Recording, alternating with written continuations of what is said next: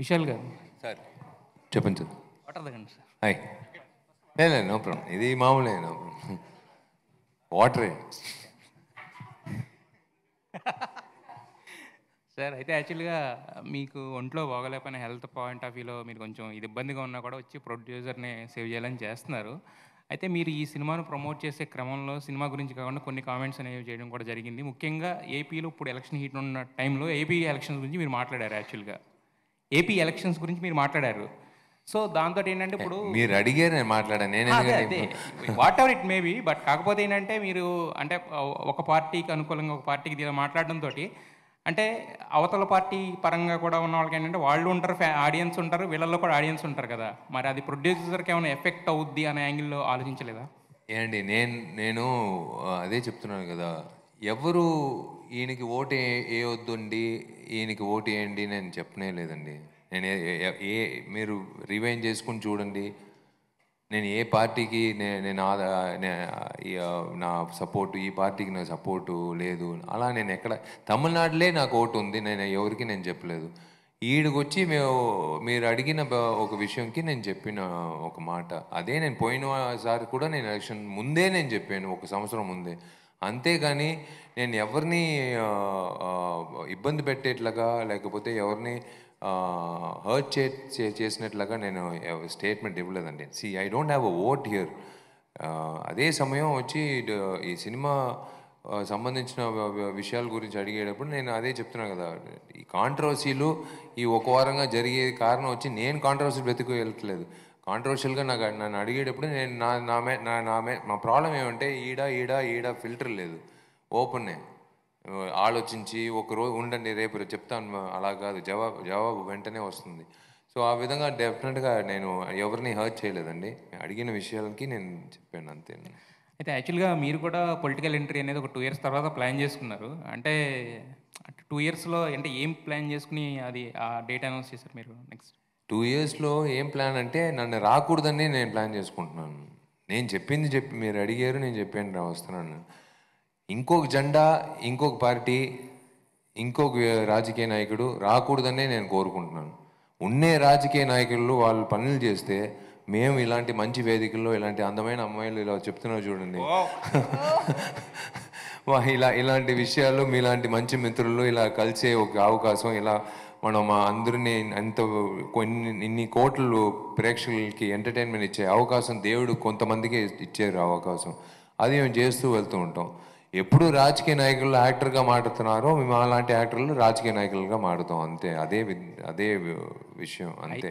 అయితే యాక్చువల్గా మీరు ఇంతకుముందు విజయ్ గారిని కూడా కలవడం జరిగింది. ఆయన తలపతి విజయ్, మీరేమో పురచ్చి తలపతి విషయాలు కదా. సో మరి అంటే ఆయన పార్టీలో అంటే ఆయన పొలిటికల్గా మీ సినిమా ఫీల్డ్ నుంచి వెళ్ళి పొలిటికల్గా పెడుతున్నారు కదా. సో ఆయన పార్టీలో జాయిన్ అయ్యే అవకాశం ఉందా ఒకవేళ మీరు వస్తే రాజకీయాల్లోకి? లేదంటే మీరు సపరేట్ అజెండా లాంటివి ఏమైనా ఉంటాయా? అండి, రాజకీయం అనేది సమాజ సేవ వచ్చి అన్నీ నేను అమ్మ పేరులో ఎన్జిఓ నడిపిస్తున్నాను ఎన్నో సంవత్సరాల నుంచి. ఎంతోమంది ఎన్జిఓలు నడిపిస్తున్నాం, నా మిత్రులందరూ. మేము అందరూ కలిసి ఒకే అజెండా, తెలియని వ్యక్తులకి మంచిది చేయాలి, తెలియని ప్రజలకి వాళ్ళు కడుపు నిండా భోజనం పెట్టాలి, తెలియని కుక్క పిల్లలకి మాకు తెలియదు వాళ్ళని ఎలాగైనా కాపాడాలి, వాయిస్ ఫర్ ద వాయిస్లెస్.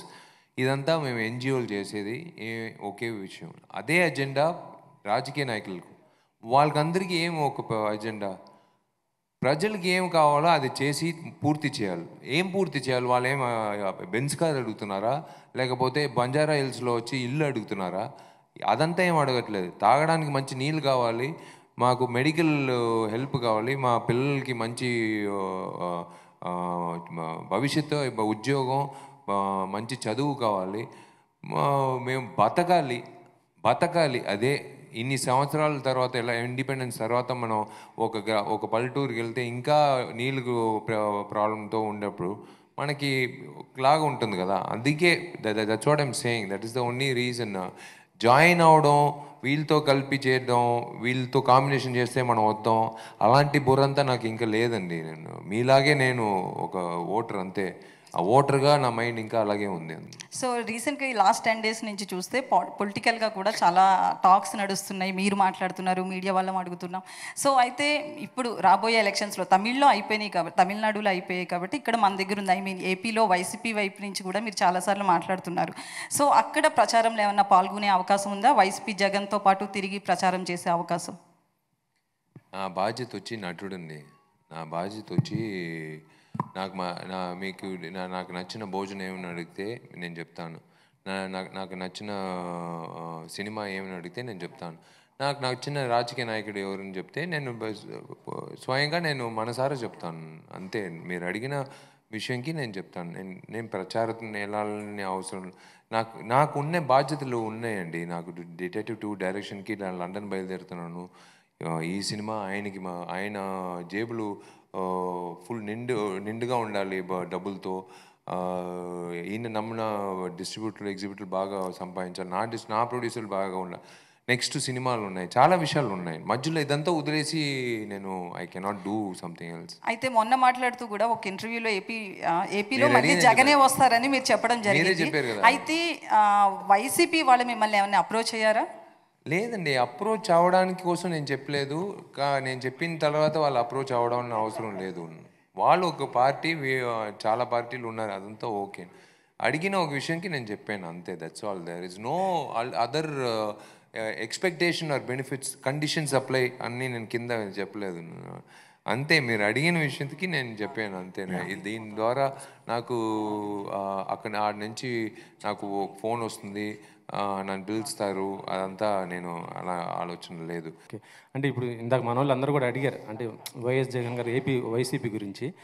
కానీ జగన్ గారి పైన అటాక్ జరిగితే అసలు అంటే ఇండస్ట్రీ గురించి ఎవరు కూడా మాట్లాడలేదు నాకు తెలిసి. అయితే మీరే ఫస్ట్ రియాక్ట్ అయ్యారుగా, ఎందుకు అంత ఎవరు మాట్లాడలేదా? ఇండస్ట్రీ నుంచి, సినిమా ఇండస్ట్రీ నుంచి అయితే ఎవరు కూడా మాట్లాడేది అయితే నాకు తెలియదు అసలు. మీరే ఫస్ట్ ఇలా రియాక్ట్ అవ్వడం, అంటే దాన్ని ఆయన మీరు మాట్లాడుతూనే ఏమన్నారంటే ఆయన గతంలో కోటి కత్తి గురించి కూడా మీరు చెప్పడం జరిగింది. అంటే ఏంటి ఇది అసలు? లేదండి, రాజకీయ నాయకుడు అదే నేను చెప్తున్నా, ఈ సమాజంలో మంచిది చేసేది చాలా కష్టం, చెడ్డది చేసేది చాలా ఈజీ. మంచిది చేసేటప్పుడు కొంతమంది వెనక పొడుస్తారు, మాటలతో ఒక విధం, కర్రతో కానీ పొడిచేది కానీ ఉంటుంది. ముందు పొడిచేవాడు కూడా ఉంటాడు. ఎటువైపు అయినా వస్తుంది. నువ్వు వెళ్ళే ప్రయాణం వచ్చి ఇటు వెళ్తా ఉండాలి అంతే. ఇదంతా ఆయన పెద్ద మనిషి, ఆయన జగన్ గారు వచ్చి ఎంతో చూసుంటారు ఆయన లైఫ్లో, మామూలు విషయాలు కాదు. ఆయన అన్నిటికీ సిద్ధం పడ్డే వెళ్తున్నారు ఆయన ప్రయాణంలో. సో డెఫినెట్గా it's 100% like it is not a hindrance to him. ఆయనకి అన్నిటికీ సిద్ధం ఆయన. సో డెఫినెట్లీ ఆయనే సీఎం అవుతానని మీరు గట్టిగా చెప్తున్నారు. అంటే అంత నమ్మకం ఏంటి సార్ మీకు? జూన్ 4th కదా, 5th నేను వచ్చి మిమ్మల్ని కలుస్తాను. 5th వచ్చి మిమ్మల్ని కలుస్తాను, అప్పుడు చెప్తాను. నేను వచ్చి మీరు అడిగారు ఒక వ్యక్తిగా, ఒక సామాన్యుడిగా, నేను నటుడిగా కాదు, మీరు నటుడిగా నేను ఇప్పుడు మేకప్ అంతా వేసుకోలేదు. ఒక సామాన్యుడిగా నేను చెప్పింది, మీరు అడిగిన ఒక క్వశ్చన్కి నేను ఆన్సర్ చెప్పాను అంతే. సార్, విశాల్ గారు ప్రేమలో ఉన్న కాంట్రవర్సీనే, విశాల్ గారు ఎలక్షన్లో పోటీ చేసిన కాంట్రవర్సీనే. విశాల్ గారు ఎక్కడున్నా సరే కొంచెం ఒక కాంట్రవర్సీ పాయింట్ ఆఫ్ వ్యూ ఎక్కువ ఉంటుంది మిగతా హీరోలతో కంపేర్ చేస్తే. ఎందుకు మీరు కాంట్రవర్సీ వైపు ఎందుకు ఆకర్షింపబడుతున్నారు? కాంట్రవర్సీలు కాదండి, ఏ ఒక వ్యక్తి ఊరికే మన కుటుంబం బాగుంటే సరి, మన ఇల్లు బాగుంటే సరి, మనం 3 పూటలు తినేవా, మన కుటుంబంలో అందరూ బాగా తినేవా, మనం బాగా పడుకున్నావా, మనం బాగా సంపాదించుకున్నావా, మనం హ్యాపీగా హాలిడే వెళ్ళుకున్నావా, అలాంటి లైఫ్ కోరుకుని ఉంటే మీరు చెప్పిన ఆ కాంట్రవర్షియల్ విషయాలు వచ్చిండేవాడు కాదు. ఆ విషయాలు వేరే విషయాలు అయి ఉండేవాడు, ఎక్కడో ఉండేవాడు, ఇలా దగ్గర ఉండేవాడు కాదు. కరెక్ట్. మీరు ఎలాగైనా అనుకోండి, ఈ సమాజంలో ఏదైనా తప్పు జరిగితే నాకు హక్కు ఉంది. నేను ఓటేసింది మాత్రం కాదు, నేను ట్యాక్స్ కడుతున్నాను, నాకు హక్కు ఉంది. నేను ఇవాళ కూడా చెప్తున్నాను, ఘోరాతి ఘోరం జరుగుతుంది తమిళనాడులో. ఏమి డబుల్ ట్యాక్సేషన్, ఎవరికి ధైర్యం లేదు చెప్పడానికి.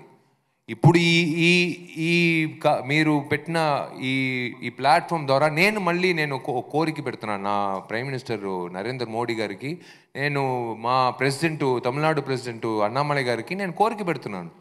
ఎలాగంటే మీరు ఊరుకుంటున్నారు? ఈ దేశంలో 1 ట్యాక్స్ 1 నేషన్ అని మా ప్రైమ్ మినిస్టర్ తీసుకొచ్చినప్పుడు తమిళనాడులో మాత్రం మమ్మల్ని ఎందుకంటే 18% GST plus 8% local body tax కట్టిస్తున్నారు 7 సంవత్సరాల నుంచి 2 గవర్నమెంట్లు. ఎలా చూస్తూ ఊరుకుంటున్నారు? అది ఇప్పుడు నేను అడిగితే కాంట్రవర్సీ అంటున్నారు. నేను అడిగేది నిజం కాంట్రవర్సీ అంటే ఎప్పుడు నేను కాంట్రవర్సీ విషయాలు లేదు. అందుకే మీతో పాటు మిగతా హీరోలందరూ కూడా వచ్చి మీరు చెప్పింది అందరికీ బర్డెన్ పడుతుంది కదా. మీ ఒక్క జేబే ఇబ్బంది పడట్లేదు, మీతో పాటు మిగతా హీరోలందరూ కూడా ఇబ్బంది పడుతున్నారు కదా, వాళ్ళు ఎందుకు రావట్లేదు? అదే చెప్తున్నాను సార్. సినిమాలో వచ్చే డైలాగులుగా నాకు పెళ్ళం లేదు, నాకు బిడ్డలు లేరు, నా పిల్లలు బాగా చదువుకుంటున్నారు పల్లెటూరులో, నా బిడ్డలందరూ, వాళ్ళ మీద ఎవడు చేయి పెట్టలేడు. సినిమాల్లోగానే ఏదైనా చేయి పెట్టాలంటే నా మీద పెట్టు. అదే చెప్తున్నాను కదా. నాకు మా అమ్మకు ఒకసారి ఫోన్ వచ్చింది, నీ అబ్బాయి మొహం మీద యాసిడ్ పోసేస్తాం, జాగ్రత్తగా ఉండమని చెప్పు, ఈ ఎలక్షన్ అంతా నన్ను. బాబు ఈ అడ్రస్ రాసి పెట్టుకో, నువ్వు ఎక్కువ నీ టెన్షన్ అవ్వ మాకు, నువ్వు వచ్చి ధైర్యంగా వాడి దగ్గరే వచ్చి చెప్పే, అదేదో నువ్వు చెప్తున్నావు కదా కరెక్ట్గా రాసి పెట్టుకో, మళ్ళీ వేరే అడ్రస్లో పోయి నిలబడతావు నువ్వు, ఈ అడ్రస్ రాసి పెట్టుకో, అది 9 to 6 రామాక, ఎందుకంటే వాడు షూటింగ్లో ఉంటాడు, మళ్ళీ నువ్వు వెయిట్ చేయాల్సి వస్తుంది 6:30 తర్వాత రా. అలాంటి అమ్మ నాన్నకి పుట్టిన అబ్బాయి నేను. మీ అమ్మగారు కూడా మీలాగే అనమాట అయితే? అవునండి. ఏం చేసేదండి, బ్లడ్లో ఉంది కదా. వాళ్ళు వచ్చి నా స్కూల్లో నేర్పిన ఒక విషయం, రే నలుగురికి మంచిది చేయరా అని చెప్పారు. నా కాలేజీలో నేర్పిన విషయం, రే నలుగురికి మంచిది. మా అమ్మ నాన్న చెప్పిన విషయం, నేను ఏదైనా చేయాలి. వీళ్ళు నేను చెప్పారు 290 రూపాయలు అని చెప్తున్నారు కదా, ఆ 290 రూపాయలు నేను తీసుకుని వెళ్ళి నేను మాత్రం ఇల్లు కట్టుకుని, నేను మాత్రం ఒక బండి కొనుక్కుని, అఫ్కోర్స్ బండ్లు ఇప్పుడు అన్నీ ఇచ్చేసాను, నా సైకిల్లోనే తోలుకున్నాను. ఎందుకంటే రోడ్లో ఇప్పుడు బండ్లు ఎందుకు సస్పెన్షన్ పోతుంది, సంవత్సరం 3 సార్లు సస్పెన్షన్ మార్చాల్సి వస్తుంది. అందుకే నేను హ్యాపీగా సైకిల్లో తిరుగుతున్నాను. నేను ఆ వచ్చిన డబ్బులు మీరు ఖర్చు పెట్టే డబ్బుల్లో నేను మళ్ళీ తిరిగిస్తున్నాను అంతే. మీరు మాట్లాడుతా గవర్నమెంట్ మీద బాగానే విపరీతమైన సెటైర్లు వేస్తూనే ఉన్నారు. అంటే రోడ్లు కూడా కరెక్ట్గా లేని ప్రభుత్వంలో మీరు ఉన్నారని చెప్పి మళ్ళీ చెప్తున్నారు. లేదండి, నేను చెప్పేది నిజం అండి. మీరు కావాలంటే చూడండి. నేను చెప్పేది నా సినిమా కాదు, జరిగిన విషయం అండి. 1 ట్యాక్స్ 1 నేషన్ అంటే ఏమండి? 1 ట్యాక్స్ 1 నేషన్ అంటే ఒక ట్యాక్సే కట్టాలి. ఒకటి లోకల్ బాడీ ట్యాక్స్ కట్టాలి, లేకపోతే మీరు GST కట్టాలి. ఎలాగంటే 26% మీరు కట్టిస్తున్నారు. నేను అదే చెప్పాను మా నిర్మాతకి, సార్ మీరు Stone Bench Zee Studios presents Ratnam పెట్టమాకండి, తమిళనాడు గవర్నమెంట్ ప్రెసెన్స్ రత్నం పెట్టండి, వాళ్ళే ఎక్కువ సంపాదిస్తున్నారు, మీరు అది పెట్టండి బెస్ట్ అని చెప్పాను. అదే జరిగే నిజం. పోన్లేండి, మా గవర్నమెంట్స్ మీద అయితే ఏమి ప్రాబ్లం లేదు, మీరు మమ్మల్ని. అదే నేను చెప్తున్నాను కదా, మళ్ళీ ఆ పేరు వస్తుంది. అందుకే సరే చెప్పండి, పర్లేదు. లేదండి, మంచిది జరుగుతుంది, మంచి వ్యక్తులు మంచి చోట్ల ఉండేటప్పుడు. జగన్ రెడ్డి గారు చాలా మంచి వ్యక్తి అని చెప్పి మీరు చెప్తున్నారు, అంతే కదా? అందుకే కదండి ఓటేసారు జగన్ గారికి. Correct sir. అండ్ ఇండస్ట్రీలో ఉన్న వ్యక్తులు పొలిటికల్గా వెళ్ళి అడగాలంటే చాలా గట్స్ ఉండాలన్నారు, అండ్ చాలా ప్రాబ్లమ్స్ ఫేస్ చేయాలన్నారు. సో అలాంటి ప్రాబ్లమ్స్ చాలా ఫేస్ చేస్తూ పవన్ కళ్యాణ్ గారు ఏపీ పాలిటిక్స్లోకి వెళ్తున్నారు. సో అతనికి మీ నుండి ఏమైనా సపోర్ట్ ఉంటుందా? ఆయన గురించి చెప్పమంటే ఏం చెప్తారు? హ్యాట్స్ ఆఫ్ అండి, ఎవరైనా రావచ్చండి. ప్రజల సేవలకి రావాల్సిన ప్రతి వ్యక్తికి నా ధన్యవాదాలు, నా బెస్ట్ విషెస్. అదే నేను చెప్తున్నాను. పవన్ కళ్యాణ్ గారి గురించి కాకుండా మీరు ఎక్కువగా జగన్మోహన్ రెడ్డి గారి గురించి మాట్లాడుతున్నారు కదా. ఏమండి, మీకు పవన్ కళ్యాణ్ ఇష్టం, ఒక్కొక్కరికి ఒక ఇష్టం అండి. అది ఎలాగండి, నేను ఓకేనే, మీరు కాదు లేదు అలా మీరు నన్ను అడగొచ్చు, నేను అలా అడగకూడదు, అది తప్పు. కాలేజ్లో అందరూ అందమైన అమ్మాయిలు ఉన్నారు, అందరూ నేను ప్రేమించవచ్చా? ఒక అమ్మాయినే కదా నేను ప్రేమించవచ్చు. అలాగే విశాల్ గారు సినిమాలో హీరోయిన్ అంటే ప్రియభవాని ప్రిఫరెన్స్ అమ్మాయికి అండి. Sir hi sir. Sir actually మీరు నిన్న ఓటింగ్ చేసినప్పుడు సైకిల్లో వెళ్ళారు కదా. సో లాస్ట్ టైం విజయ్ గారు కూడా ఓటింగ్ చేసేటప్పుడు సైకిల్లో వెళ్ళారు. సో అందరూ అనుకుంటున్నారు విజయ్ గారిని ఫాలో అవుతున్నారు. సో లాస్ట్ టైం ఆయన ఓటేసిన తర్వాత పార్టీ పెట్టారు. నెక్స్ట్ ఇప్పుడు మీరు నిన్న సైకిల్లో వెళ్ళి ఓటేశారు. సో దానికి దీనికి ఏమైనా లింక్ ఉందా? చే నేను అదే చెప్పాను కదా, నా అమ్మ నాన్నకు ఒక బండి పెట్టాను, మిగతా బండ్లంతా అమ్మేశాను. ఎందుకంటే ఖాళీగా ఉంది, ఎలకలు తినేస్తున్నాయి వైర్లు, మళ్ళీ పంపించాలి. పెద్ద బండ్లంతా ఇబ్బంది ఏమంటే పంపించేటప్పుడు లక్షలు బిల్లు పంపిస్తున్నారు. ఎందుకంటే మా ఊర్లో ఉన్న రోడ్లు ఎలా ఉందంటే 3 నెలలకు ఒకసారి సస్పెన్షన్ మార్చాలి. ఈ డబ్బులంతా ఎందుకు ఖర్చు, వేస్ట్. అందుకే అన్ని బండ్లు అమ్మేసి ఒక సైకిల్ కొనుక్కుని, మంచి సైకిల్ కొనుక్కుని వెళ్తూ ఉన్నాను. దాంట్లో ఏముందండి, ఓటింగ్ వేసేది సైకిల్ వెళ్ళినాయండి, షేర్ ఆటోలు వెళ్ళినాయి, ఓట్ వేయాలి అంతే. సార్ అదే అంటే మీరు అక్కడ ఎలక్షన్ అక్కడ చూసి ప్రాబ్లమ్స్ మీరు చెప్తున్నారు, ఇక్కడ జగన్ కూడా సేమ్ యాస్టీస్ అదే చేస్తున్నారు. అంటే అందరికీ ప్రాబ్లం, రోడ్స్ బాగాలేదు. సో చాలా వీడియోల్లో కూడా వస్తున్నాయి, చాలా ప్రాబ్లం చేసిర్రు. చాలామంది లాస్ట్ టైం ఎలక్షన్ ఓటేసిన తర్వాత ఈసారి జగన్ రారు కూడా అని చెప్పేసి అందరూ చెప్తున్నారు. సో ఇటు ఉండొచ్చు అటు ఉండొచ్చు అండి. ఐఎమ్ నాట్ సేయింగ్ లేదు అని కాదు, ఉంటుందండి. ప్రతి రాజకీయ నాయకుడికి ఇటు ఉంటుంది అటు ఉంటుంది. It is there. I'm not discussing or dwelling in to the topic. It is not that what I want to say.